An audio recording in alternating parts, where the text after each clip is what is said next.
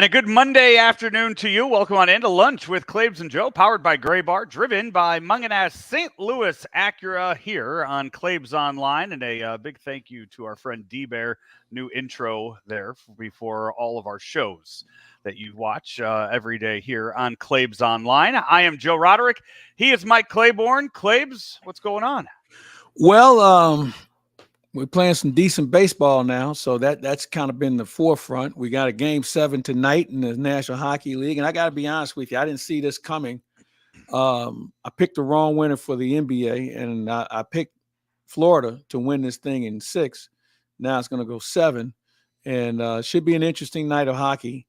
But, the big story is obviously St. Louis is their baseball team is playing better. Granted, the Giants are a team that's trying to find themselves, but the way the Cardinals handled their business over the weekend, you have to feel good. Now, they're going to get a good test tonight because the Atlanta Braves are playing well. Atlanta's won 8 of their last 10. The Cardinals have won 7 of their last 10. So it should be interesting for the next 3 nights. Yeah, we will. We got a lot of baseball to talk about, a lot of Cardinal baseball to talk about. Claibs, it also hit me, too. This is the first time that you're seeing me since I cut my hair off. I can't tell. About 10 days ago. Oh, okay. Nothing back there anymore.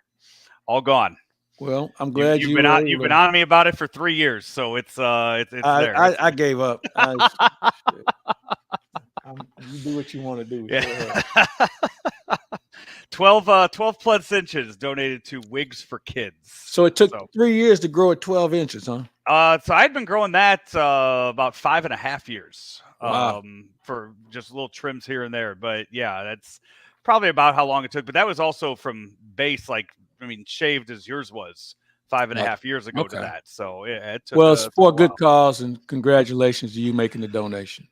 Claims, before we get into all the Cardinal talk and everything that they were doing on the field, last Thursday, the Cardinals played a game against the Giants at Rickwood Field down in Birmingham, Alabama. We've talked about that game being on the schedule for quite some time, and you for the most part, Claibs, you were just saying, it's a game on the schedule, and it was there. You knew you had to go down there, and you never really talked about it much. Last Thursday, before the game was played, when Rammer and I were doing Daily Cards Live, we had you on, and it seemed like you got pretty emotional when you got down there for that. I kind of want to just go back to that on Thursday.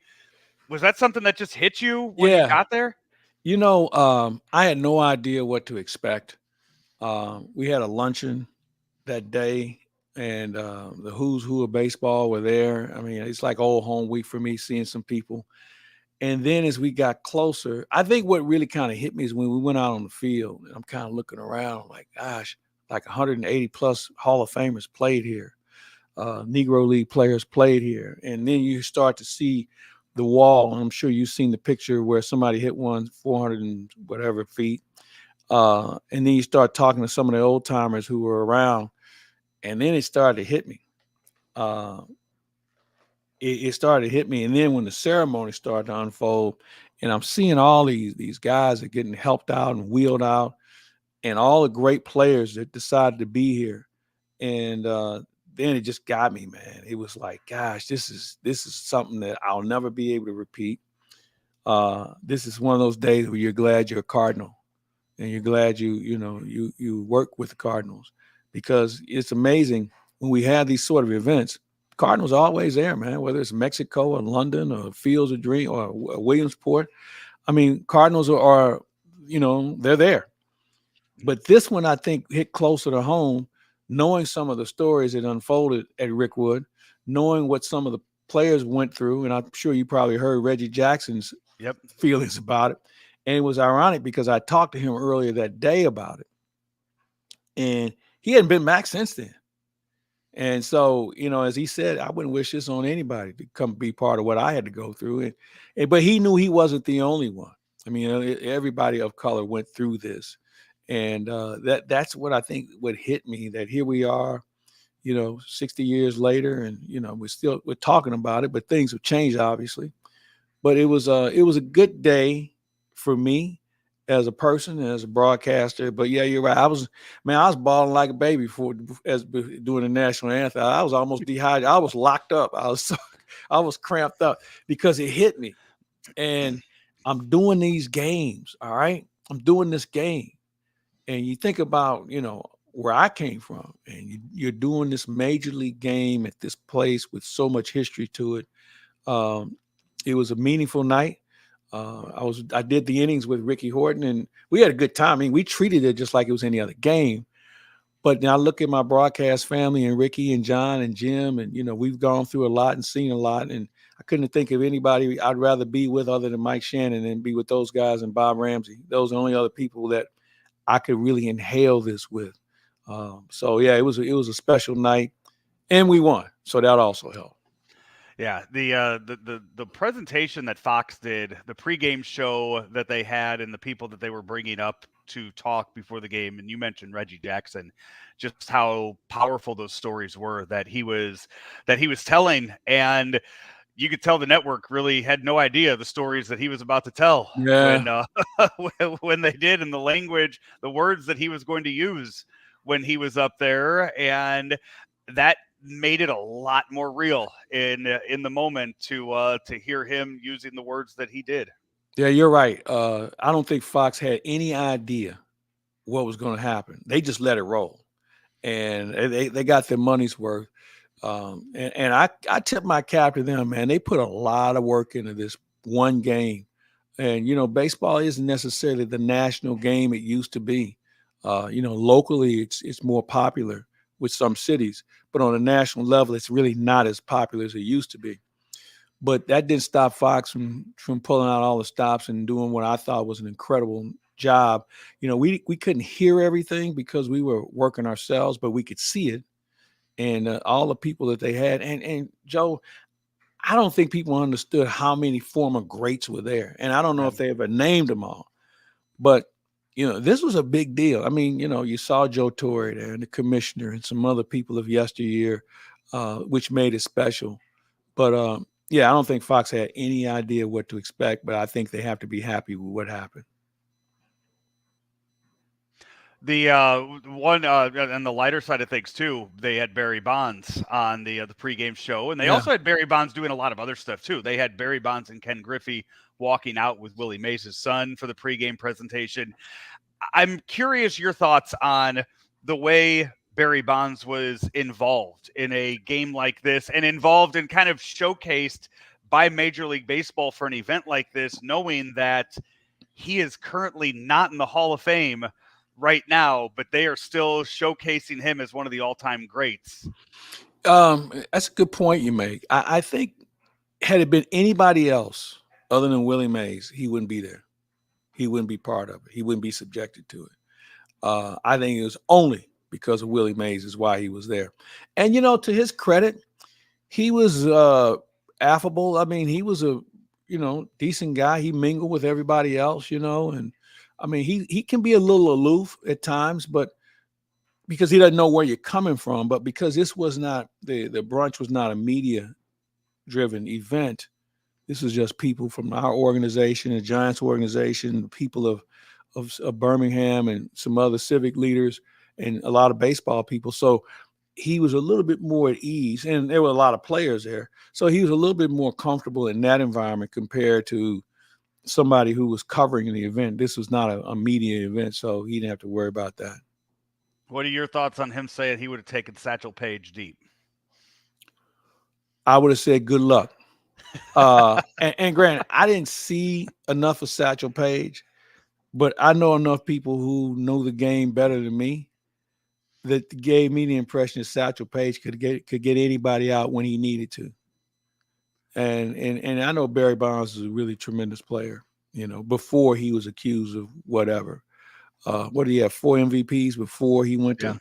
So he had some skill. There's no doubt about it. But I think those old boys would have had something for him. What Now can that doesn't mean, baseball if he gets in the box 10 times and he takes him deep twice or 3 times, and then it's mission accomplished as far as he's concerned. And I would just turn around and say, what about those other 5 times you struck out and the other time you popped it up?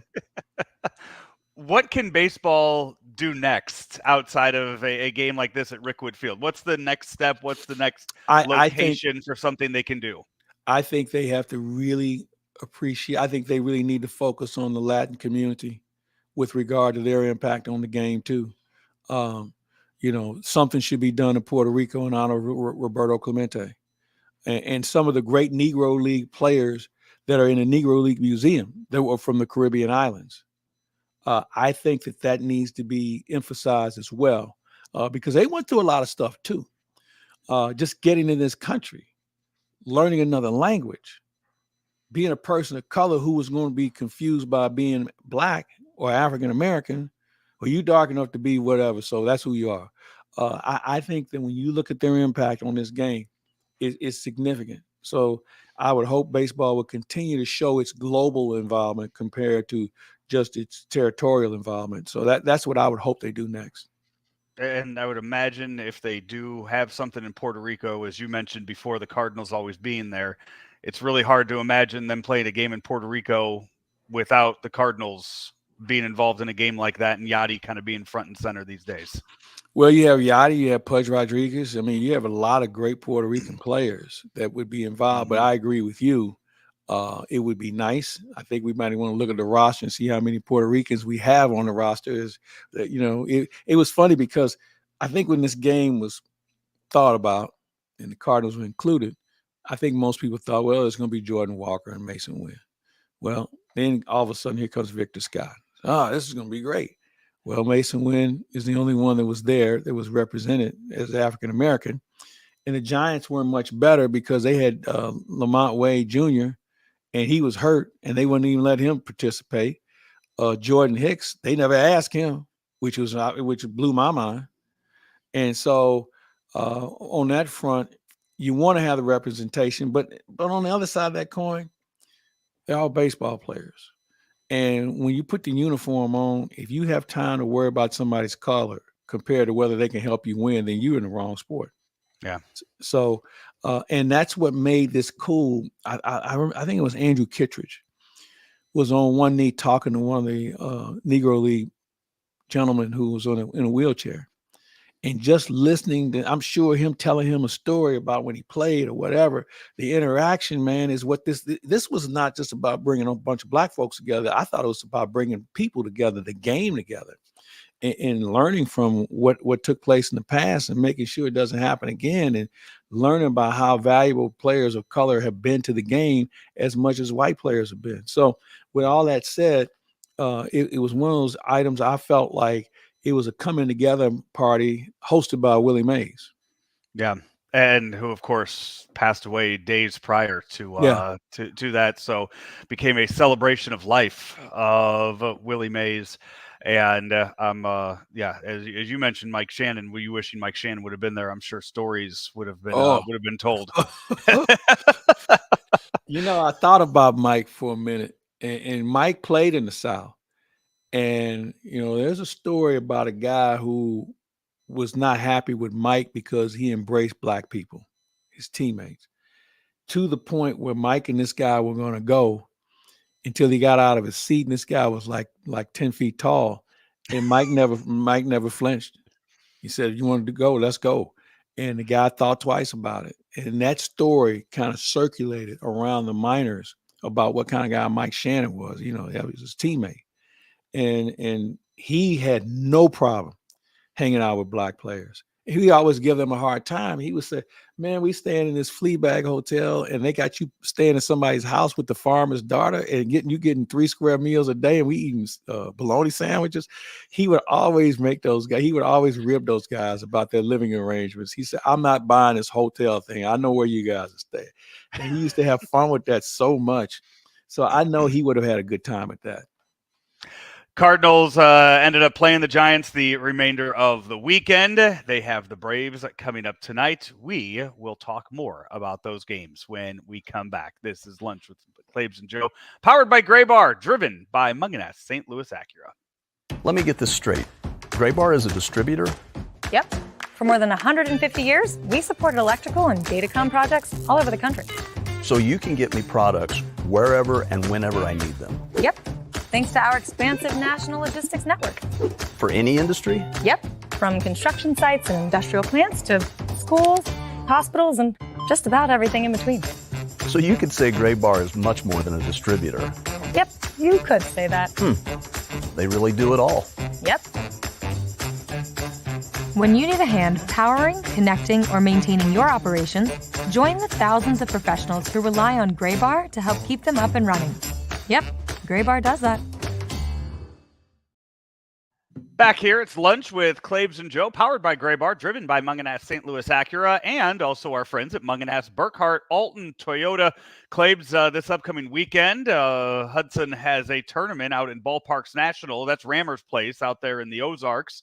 So I'll be renting a car from Mungenast Burkhart Alton Toyota to be able to haul all of the equipment and everything else out to the Ozarks this weekend. It is perfect, too, for anybody looking to plan a summer road trip. Head on over to altontoyota.com and look at their Toyota rental options that you can get. I know you had the Toyota Camry that you can rent from there. You had that a few weeks ago. They have Siennas. They have all kinds of different Toyota makes and models that you can rent out there at Mungenast Burkhart Alton Toyota for your summer road trip. Yeah, I think that's a great idea. They said that more Americans are going to travel away from home this summer than ever before. And a lot of people are going to be on the road and they're going to be looking for good vehicles. And maybe if you're not sure about yours, you might want to give them a call. They have a good selection. They're going to be clean and ready to go. And you and I have driven them before and never had a problem with them. And I don't think anybody else is going to have a problem because they are about service and making sure you get a good bang for your buck. So go by and check them out. And I'm of the belief that they weren't involved in the big computer crash over the weekend, the hijacking of the service departments. What it affected like 15,000 dealerships around the country. But I don't think any of the local dealers were dealing with that. So you're okay to go over and check them out. The Cardinals open up a series tonight against the Atlanta Braves. Those games at Busch Stadium. Cardinals right now best record in all of baseball since May 12th. That was the game that Ali Marmol got ejected when they were playing the Brewers. Since then, Cardinals have been on a tear. Right now, they are in the second wild card position. They are 4.5 games back of Atlanta, and in the National League Central, they are currently 5 games back of Milwaukee. I think they were 10 games back at the time of that ejection too. So Cardinals climbing up the ranks and putting themselves in a really good position for a playoff run right now. And a lot of things clicking for the Cardinals right now, and that's still without Paul Goldschmidt, Nolan Arenado playing at the level that we expect them to be at. Well, I think the key has been the pitching. They've been able to get consistent pitching for at least 5 innings, and the bullpen has been really good.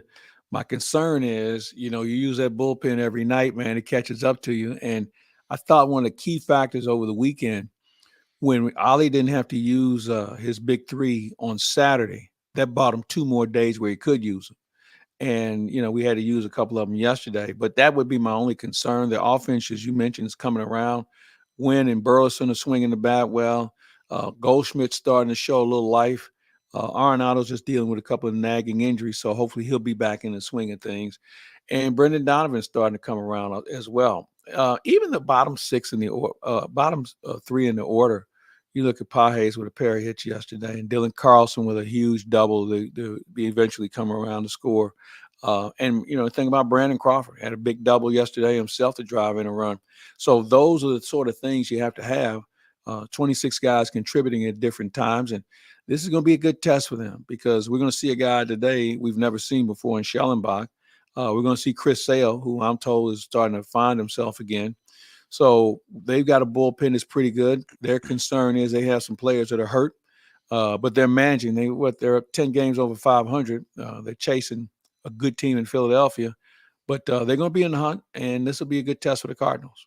Yeah, Chris Sale right now, I think top 5 in all of the National League in strikeouts at the moment too. And then tomorrow you're facing Ronaldo Lopez, who I believe right now is the NL leader in ERA, 1.57 right now for Ronaldo Lopez. So Cardinals are going to have 107 strikeouts for Chris Sale.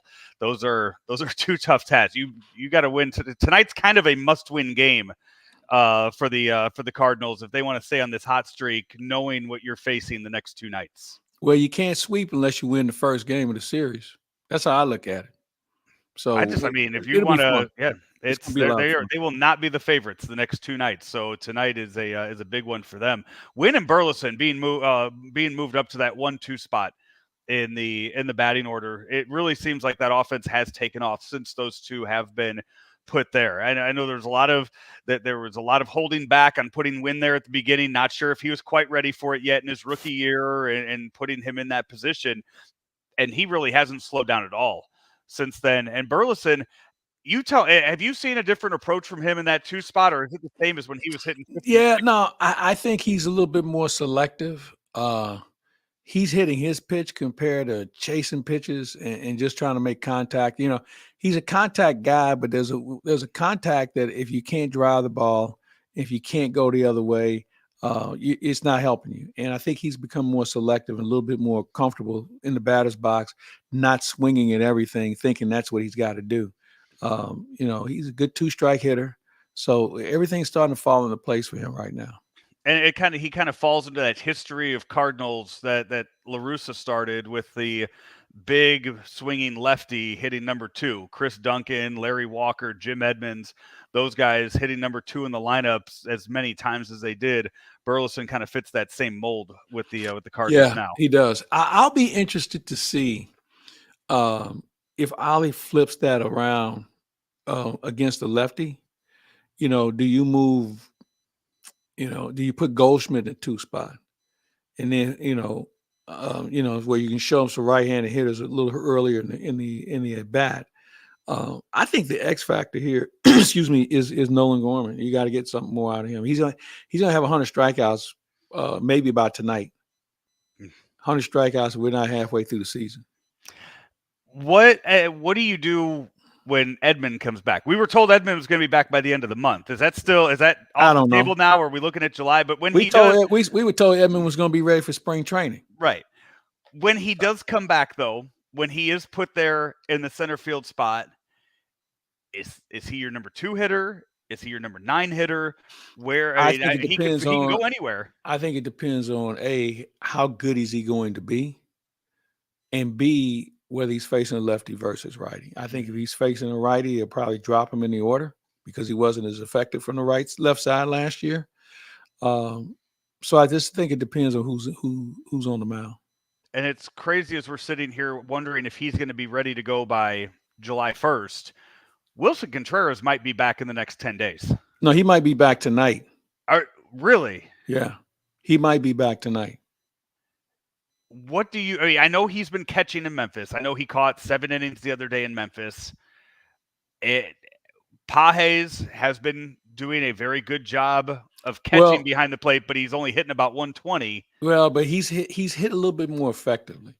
I think as long as Herrera's on the IL, he may be on the IL a little longer because right now he can't help you defensively like Pages can. He doesn't swing the bat like Contreras does. So, when you look at it along that line, he could be the odd man out for, temporarily, because I'm not sure you can carry 3 catchers. Right. Although Pages has earned the right to be here because he does catch well. He's a good catch and throw guy. Pitchers like throwing to him. And for a young guy who's just coming up from AA, he's kind of taking a spot on this team. How often do you have Contreras catching when he comes back then? Have you heard of any? I think what you'll see setbacks with him defensively so far? I haven't heard, to be honest with you. But I think what you'll see, against lefties, he'll probably DH. You might see him in that role. I think Ollie's got a few more options now, and I'm anxious to talk to him about it today. What he's been playing with. You got to be careful. You got to make sure you have a middle infielder somewhere. So you got some real roster wrangling to take place today, or whenever Contreras comes back. We've seen Brandon Crawford play third base now twice in the only 2 times in his life he's played it. I know, and he was scheduled to start there earlier in the week too, before they changed it up at the last minute. So Brandon Crawford's, I don't know, ability, willingness, whatever it is, to move to a new position and work at a new position and help fill in for a multi-time Gold Glove winner it increases his value on this team too. Yeah, it does. And talking to him yesterday, he said it's a whole different ballgame playing third base compared to short. But he's a pro. He'd been working on this, I'd get ballpark early and he'd be out there taking grounders at third. This is a few months ago. So this is not something that they just threw him in the fire on. But, before that, he played shortstop his entire career with the exception of one inning he pitched in relief. Think about it. This guy, 13 years in the game, and he plays shortstop every day. Yeah. He pitched in a mop-up role, and now he's playing third base. So, but you're right. It does increase his value. Cardinal bench isn't as strong as you'd like for it to be, but they're getting some contributions now. And, who knows? He may end up he and Cart may flip-flop on DHing as a lefty, depending on what kind of success these guys have had against certain pitchers. The game one tonight, 6:45 start time for that. As we talk about some of the guys that are getting back healthy here, it's a lot of position players. When you're talking about Contreras and your Edman coming back healthy, there's going to be roster moves that are going to have to be made. As you said, a lot of decisions that are going to have to be made with that half of the roster, those 13 on the offensive side. Pitching wise, we've heard some reports. I know what Steven Matz got shut down again. He had another setback. Let's not count on Matz for a while, okay? There are a lot of names of pitchers right now that are doing rehab assignments and working their way back. None of them are going to be, you're not one of these names. Riley O'Brien, those guys. You're not going. There's not Giovanni Gallegos who just came back. Not one of these guys you look at getting. You're going, hey, we can make a run at the Brewers now. They're going to need to go out and go shopping at some point at the deadline for one starter, for probably another arm or two in relief that we've seen. Anybody on your radar right now? I like the guy in Chicago, Crochet, a little bit. I think he can help you. And I know some would say, well, they're going to ask for this guy or that guy. Well, they can ask all they want. I think you can be creative and come up with something. At least I think it's possible. I believe if you wait till the deadline, you waited too late. I really do. I think you have to be proactive here. I think you need to really move that up a couple of weeks minimum. But Crochet would be a guy, and I'm sure he'll be on the market. Chicago's rebuilding. There's a couple other guys that are around that we're not thinking of right now. But the question I will ask you, are you looking for a fifth starter or are you looking for a bridge guy between 2 and 3? Oh, you mean like top of the rotation guy, like front end of the rotation, the guy that I can move somebody back. Somebody that could possibly start a playoff game for you. I think that's where I'd be looking right now, because let's move ahead 3 months and look at the rotation right now. Sonny Gray's your clear-cut number 1. Who would be your number Kyle 2 Gibson. right? It's Kyle Gibson's your number 2 right now if you're in a playoff? It'd be Gray, Gibson, Michaelis. So you need somebody that you think is better than Michaelis is what you're looking at. Yeah. Now, Michaelis gives you all he has. Now, if I had to use him, I wouldn't have a problem with it, because he knows how to pitch. Yeah. You look back 2 years ago when they went and they got Jordan Montgomery and Jose Quintana at the trade deadline, and those were the 2 guys that started for you against the Phillies. Yeah. Those are your only 2 playoff pitchers that year in those 2 games. So, and those were 2 at the time too that didn't seem like that big of a move. They weren't top names at the deadline, and yet they were still starting for you in those games. So yeah, those, I would say that's the one I'm looking at. That's the quality of pitcher. That's the level of pitcher I'd be looking at again as a number 2 guy that can fit into your rotation there. Yeah. Well, and I don't know what names are out there though. I don't know who that. Well, I think that depends. And the reason why it's easy for us to say we don't know, because we don't know what teams think they actually have a shot. Yeah. Granted, it's middle end of June. There's some teams that are making some decisions on, do they think they have a shot? If they don't, they're going to start asking, are you interested? And at that point, then let the games begin. But I will caution everybody, you cannot wait thinking that this market is loaded with guys that you're looking for, because guess what? Everybody else is looking for the same thing. If you look right now at the standings, and we're just going off wild card, how far teams are back on the wild card, there are 2 teams in the National League that are more than 3 games out in the wild card right now. That's the Marlins and the Rockies. If you're 3 games or less out from the wild card, you still think you have a chance. You still think you have a chance of making that. Yeah. In the American League, there's a lot more teams there. There's 5 teams there that are 5 games plus back out of the wild card. The Tigers, the Blue Jays, the Angels, the A's, and the White Sox. The Blue Jays are a team that everybody's going to be looking at and trying to – the Blue Jays this year are going to be what the Cardinals were last year, I think, of just kind of looking around and seeing what scraps you can pick off of that team. But it sure seems like they're going to have a lot bigger names available when you hear the rumors floating around of Vladimir Guerrero Jr. and Bo Bichette being guys that are on the trade block. See, I don't think there's a team out there that's got those assets right now.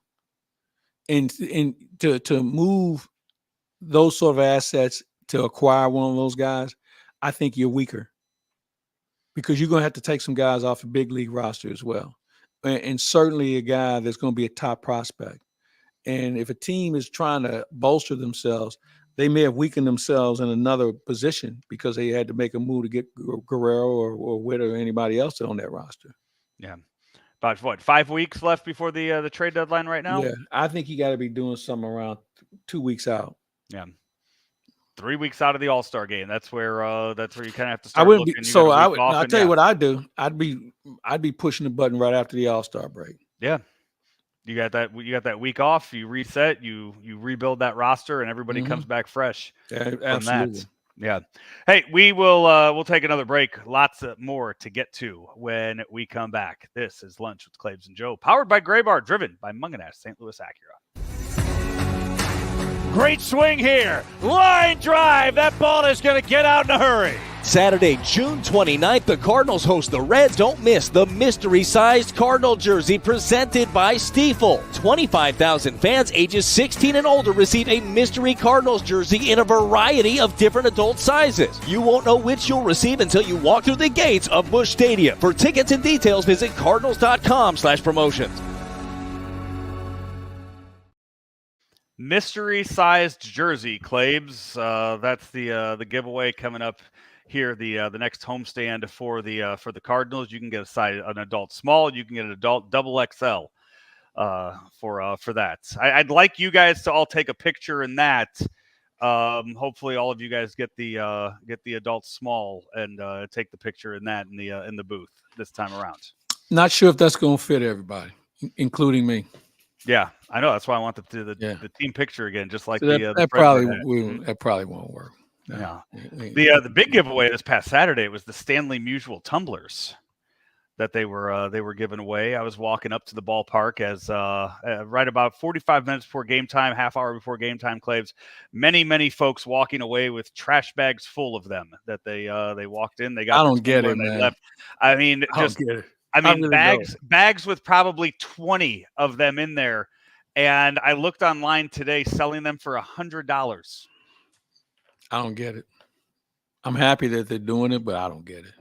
If that's, I mean, it's a free market, I guess. But if that's what your life's come to, that you got to sit outside a Busch and go check in 20 times to get those tumblers, something happened at some point in your life to. I agree. You got big issues to be worried about. Hey, Claibs, Game 7 tonight, Stanley Cup. It is the Florida Panthers versus the Edmonton Oilers. The Oilers were down 3-0 before making this run over the past week. If they win tonight, if the Oilers win tonight, what does that do for the legacy of Connor McDavid? Well, I think it'll be the biggest win for the country since Joe Carter hit the home run. Okay. And remember, there hasn't been a Canadian team that's won since 93. That was the last team that featured all North Americans. Mm-hmm. So it's been quite a drought. For Connor McDavid, it's already been cemented. You know, somebody would have to do something very epic for the Florida Panthers tonight not to win the Conn Smythe Trophy. I think Conn Smythe Trophy's already got Connor McDavid's name on it. Unless he just win or lose. Yeah, I mean, because they've had Conn Smythe winners before that have been I'm on trying to losing think of the teams. last time that, a Conn Ronnie Smythe winner. Hextall comes to mind, 1987. Glenn Hall was the first in 67. Mm-hmm. So it's happened before. Hey, listen, Connor McDavid is the reason why there is a Game 7, all right? So I think his work in the previous 6 games is enough for me to make him the Conn Smythe Trophy winner, unless somebody for the Panthers, and they haven't had anybody playing that well recently, but if a Barkov or a Tkachuk comes up big tonight as a leader, and both those guys have had incredible Stanley Cup playoffs, they could win it. But I think right now it's Connor McDavid to win. I picked Florida at the beginning. I'm going to stay with them. I just think that they're deeper. I think they're better coached, and I think their goaltender is still the better guy. But Edmonton, how can you go against a team that's in a Game 7 and fought back from where they were? Last time a member of the losing team won the Conn Smythe, it was 2015. Duncan Keith of the Chicago Blackhawks. Yeah. Yep, that's the last time. That year before, Justin Williams of the Los Angeles Kings, he won it as well, even though the Kings didn't win the Stanley Cup. So back-to-back years is when that happened last in the NHL. To go down to lose that, it's Matthew Tkachuk, it was going to be such a great story for St. Louis if both Matthew Tkachuk would win, and then right after Jason Tatum and the Boston Celtics won, would have been a great story for the area for that. I think I'm going for Edmonton too, just as you mentioned how much that would mean to a country and what a dry spell it has been for Canada to not win the Stanley Cup. For this team to do it in coming back from being down 3-0, I think that would be a great story for the NHL. Ratings aren't going to probably tell the same because it is a Canadian team in there, but I still think that ESPN will be happy. Yeah, I still think because Florida is a transient organization as far as fans are concerned, there'll be people all over the country who are not necessarily from Florida, but I think we'll follow it. They're not going up against anybody tonight. I mean, what MLB Network has our game with the Braves, but there's nothing else on that's going to contend with them sports-wise. Well, wait a minute, College World Series. That'll be, I think that.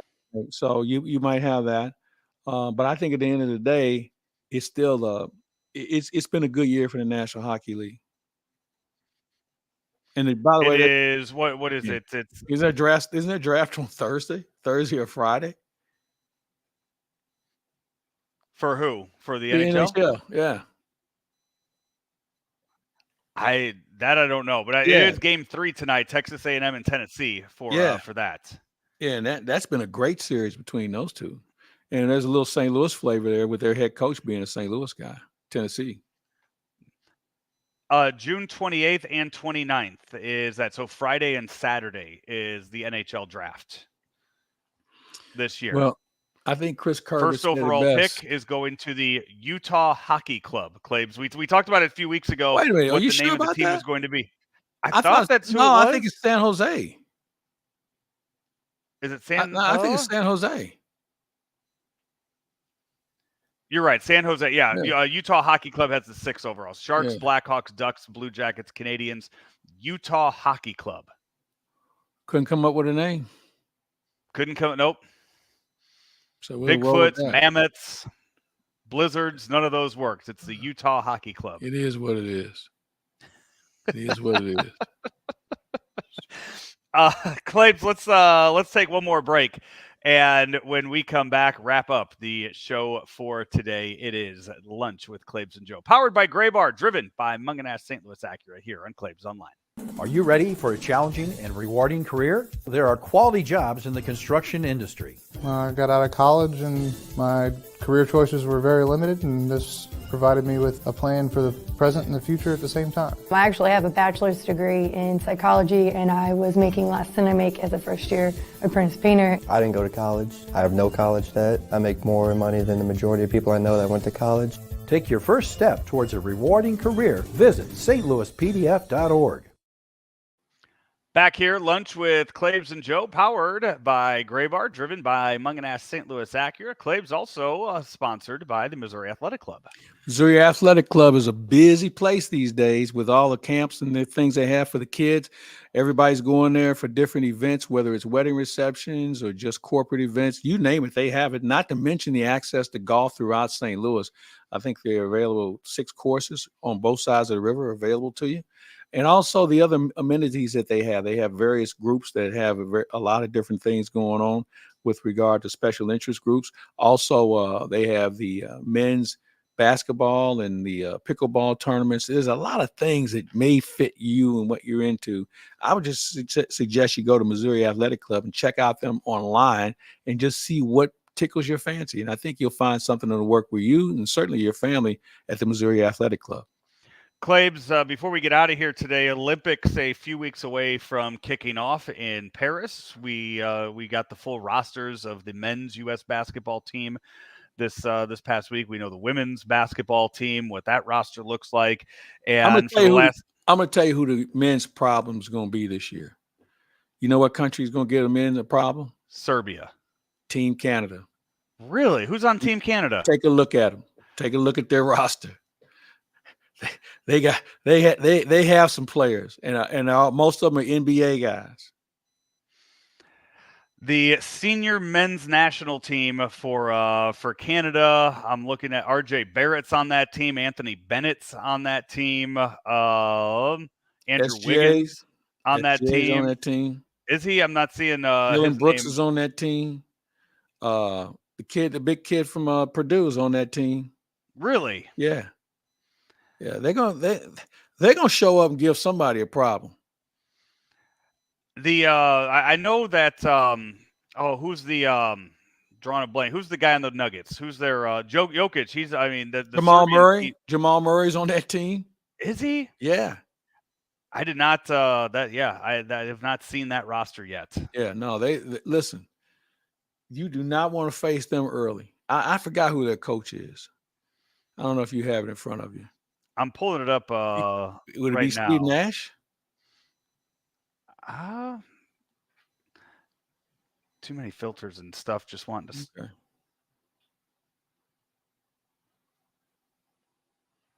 start here on for that. But no, I'd have to. I'll go back and look at that. But Kelly Olynyk also on that team. You mentioned Jamal Murray, SGA, Kyle Edey or Zach Edey. That's the big guy that you mentioned for that. So.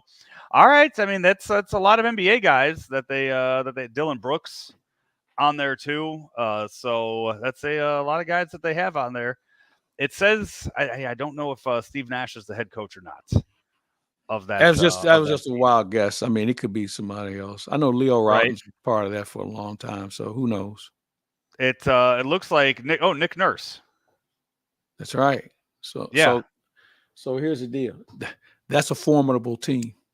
Yeah, that's a former NBA champion right there with the Toronto Raptors in Canada. So he's got plenty of stock with the Canadians there too. So that's and that's good. That's good though. I mean, as much fun as it would be to see Team USA go out there and win 60 every game. Oh, they still going to be certain teams. They're going to run certain teams out of the building. But when it going gets tough, you mentioned Serbia. Don't forget France. They're going to be good. Who else do you have over there? Spain's going to be good. And then, we even talked about South America. Brazil always puts together a good team.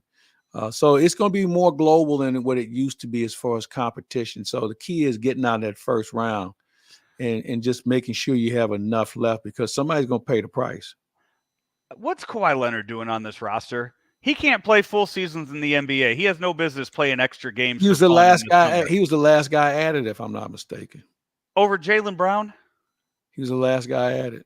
Yeah, there's multiple guys that could have a case to be on that team over Kawhi Leonard who can't play full seasons for his own team. I agree. Out there for that. That's ridiculous. But for the last 2 weeks, swimming. The swimming qualifiers were taking place in Indianapolis. Do you have a chance to watch much of that? You know what? I was trying to watch it. I was watching track and field last night, and I think it's going on again tonight. I haven't watched as much swimming, but I will get into it. So my favorite events, track and field, basketball, swimming. It used to be boxing, and I still watch boxing. They'll come up with some gimmick sport that I hadn't thought about. And then there's always a sport where you think you know it until they start explaining the rules to you, and then you're like, I have no idea what the hell I'm watching. As well, I watch that. The ones like the ones that I enjoy watching, like handball, where you kind of look at it and you wonder how USA doesn't have a great team for that, just knowing that there are athletes all over, Yeah, but here's the difference though. These countries that are good at it, they that's all they do. Mm-hmm. Okay. See, here in this country, we got a lot of things to do. And guys are now, you're trying to figure out how can we attract our sport to these other individuals. And that's why I'm a firm believer that soccer has flourished throughout the world, because it's one of the few sports that they play. In lieu of soccer, we have baseball, we have basketball, we have football, and we have the other sports. But if you look at the teams that are really good in those countries, they don't have all that. And I think that's one of the reasons why. And plus, they have a smaller pool to choose from, and they focus on it differently than we do from a youth standpoint. One of the new sports, Claibs, that we will be covering in depth when they take place on August 9th and August 10th at the Championship wrestling? No. Breakdancing. I won't be available for those events.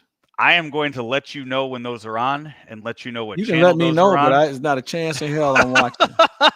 You would not flip over no to watch 20 seconds of Olympic breakdancing to see what that entails. I was never a fan of it. I was never a fan of it when it was first introduced. So I'm definitely not going to watch it. At the professional amateur level. I wouldn't care. Not going to do it. What are some of the other events that are going to be new?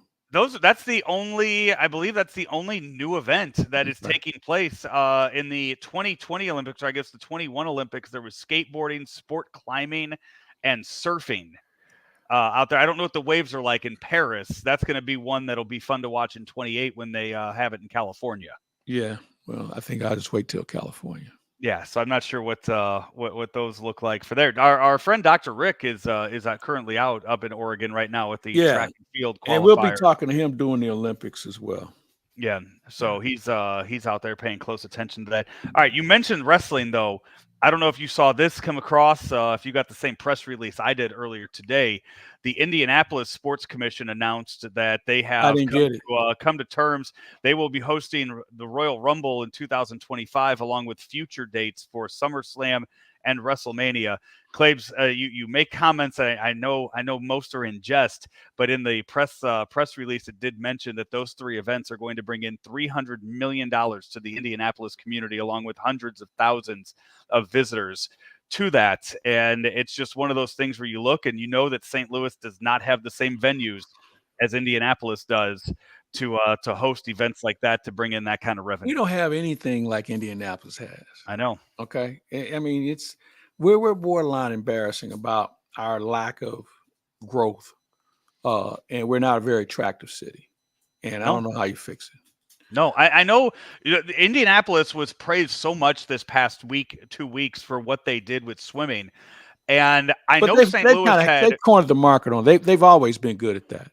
So, but remember, they have a number of facilities because of the NCAA. Okay. When they moved from Shawnee Mission to Indianapolis and they took that with them, they were sure that they were going to have facilities that they could host. And, obviously we're using those for our Olympic teams. Yeah. What was it? Was it 4 years ago when the Dome held the gymnastics? It was praised for how the attendance that they had there and how good it was for the community. And I know they put in for the swimming. They were trying to host swimming at the Dome the same way Lucas Oil got it, and they didn't. And I don't see St. Louis being able to step up and we're going to have a swimming event at the Dome. The same way Lucas Oil just did it. Swimming was just at Lucas Oil. They built the pool in there. Yeah.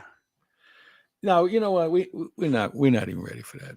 It's just let's just call off the jam.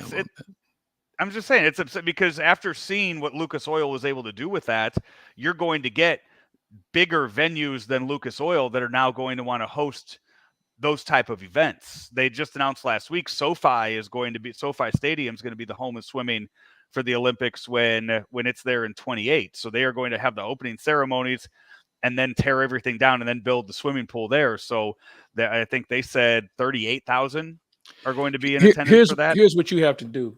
Get everything else straightened out around the building and then talk to me about it. Yeah. Find that Rams money. They got the UFL championship game there. Let's take the next step with something else. All right, Claibs, I know you're headed down to the ballpark. Cardinals and Braves 3-game series starts to tonight. Where are they at after this series against the Braves? Home against Cincinnati and then back on the road. All right. We will have plenty more baseball talk on Daily Cards Live coming up every day this week with me and Bob Ramsey. If you have not checked it out yet, new on Claibs Online. Claibs, it's your Hall of Fame speech from the Missouri Broadcasters Association Hall of Fame a few weeks ago. We just put up that full speech, the full video of that speech. If people want to see that, they can head on over to claibsonline.com. It's right there on the front page of the website. Until then, he is Mike Claiborne. I am Joe Roderick. This has been another edition of Lunch with Claibs and Joe, powered by Graybar, driven by Munganast St. Louis Acura, right here on Claibs Online.